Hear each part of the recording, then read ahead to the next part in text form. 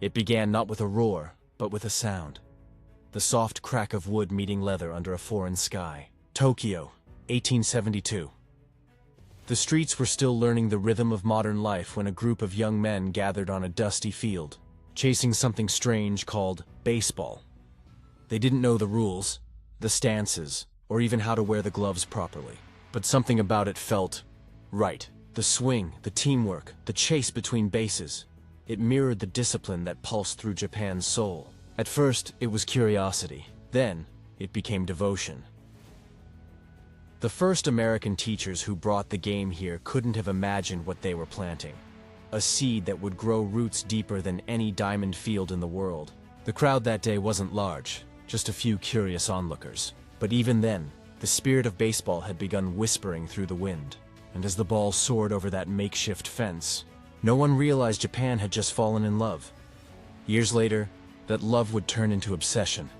Stadiums packed with silent anticipation, players bowing before stepping up to the plate, and a culture that didn't just play baseball. It perfected it. But to understand how a Western sport became Japan's beating heart, we have to go back to that first swing, the moment when a simple game became a lifelong promise. Long before Tokyo's neon glow lit the night skies, before the packed domes, the million-dollar players, and the roaring chants of Nippon, there was silence. A silence broken only by the echo of a ball meeting a wooden bat on a small, uneven schoolyard field. The year was 1872. Japan was still trembling from the aftershocks of its transformation.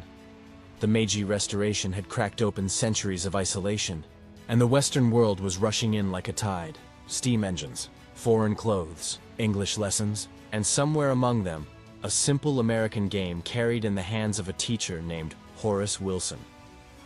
Wilson didn't arrive as a missionary or a conqueror.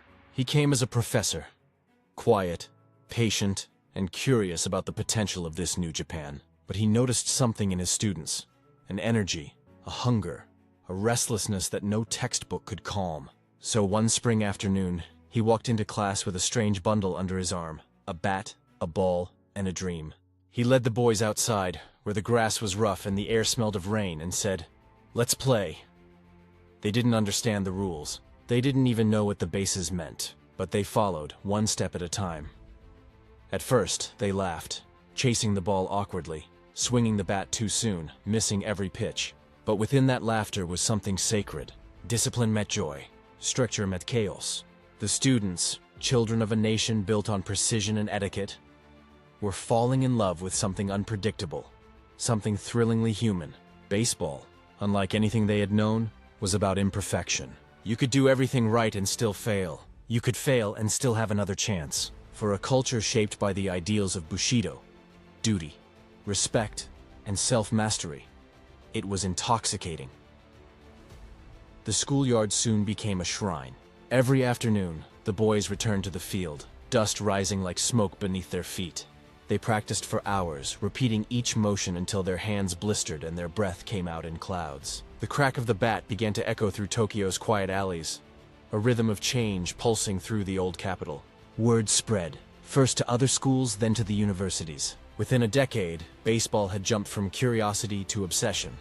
By the late 1880s, new names joined the legend. Waseda University, Keio University, Tokyo University.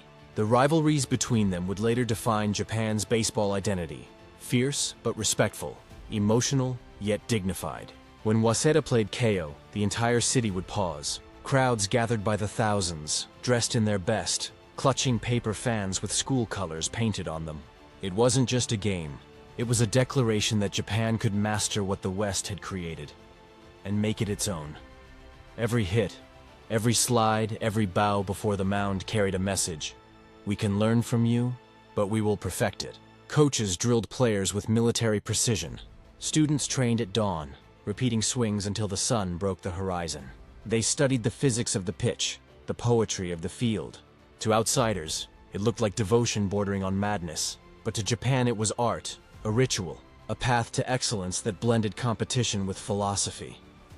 And somewhere in the quiet between innings, a cultural transformation was taking place. Baseball wasn't just entertainment. It was becoming a moral teacher. It taught young men about endurance, humility, and respect. It replaced the sword with the bat, The duel with the duel of wills. The field became the new dojo. The cheers replaced war cries.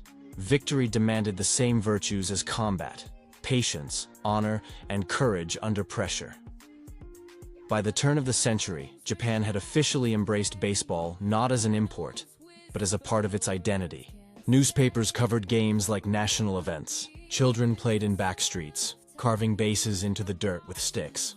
The emperor himself acknowledged the growing phenomenon, and in every heart that watched the game, there was quiet pride, a sense that Japan had taken something foreign and transformed it into something uniquely its own.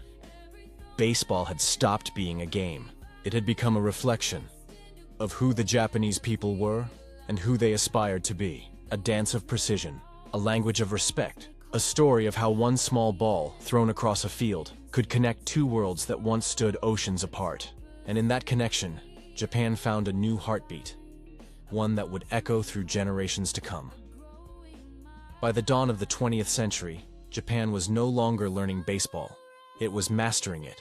The dusty schoolyards had become battlegrounds of pride, and young men treated the game like a sacred duty. The Westerners who first brought it couldn't believe what they were seeing.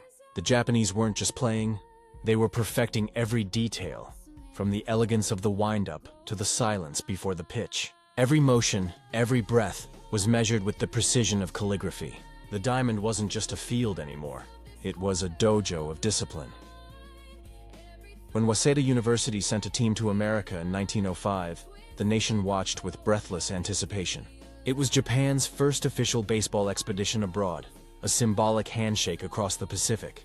The players wore crisp uniforms, bowed before every inning, and carried with them the weight of a nation's pride. Though they faced seasoned American teams, they didn't flinch. Every swing, every strikeout, every stumble was met with stoic determination. The crowd laughed at first, thinking these foreign boys were too polite, too calm. But then they started winning.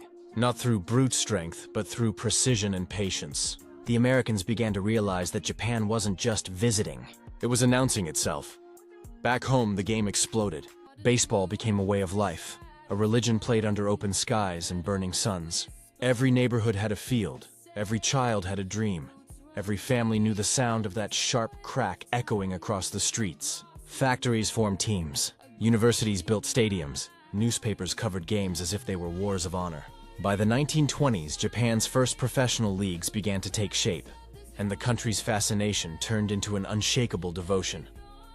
In 1924, the Tokyo Big Six University League was born: Waseda, Keio, Meiji, Hosei, Rikyo, and Tokyo University. Their games drew crowds so massive that traffic in Tokyo would stop. Flags waved, drums thundered. Vendors sold roasted chestnuts while spectators chanted in rhythm, creating an atmosphere closer to ritual than sport.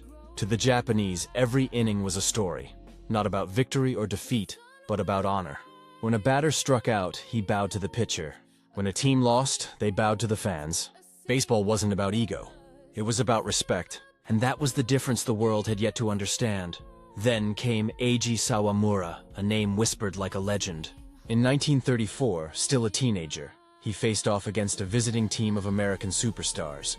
Legends like Babe Ruth and Lou Gehrig. No one expected anything remarkable. But on that cool autumn afternoon, Sawamura threw like no Japanese pitcher ever had. His fastball danced, his curveball vanished into thin air.